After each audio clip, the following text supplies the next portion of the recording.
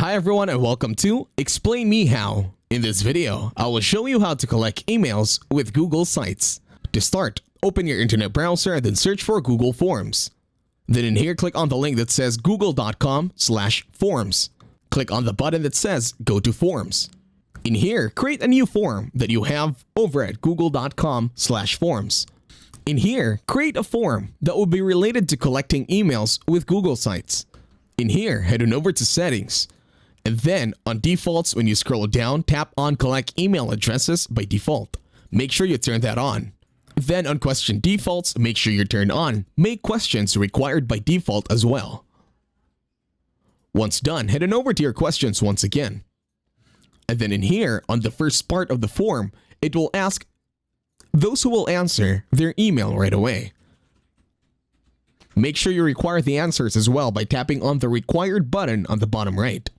Once done, head on over to Responses. And then make sure you turn on Accepting Responses.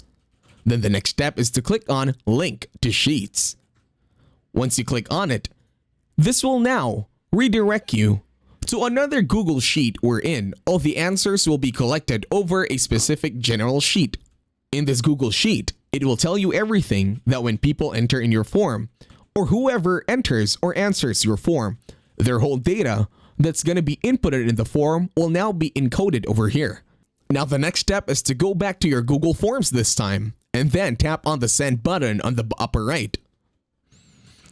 And then in here, click on the hyperlink icon in the middle, and then copy the link. Once you copy this link, paste it on the landing page so that when people come over there, they will see the link right away, they will click on it, and then they will input their details and their data over this form. And that's it. Thank you very much for watching. Please leave a like, share, and subscribe to the channel.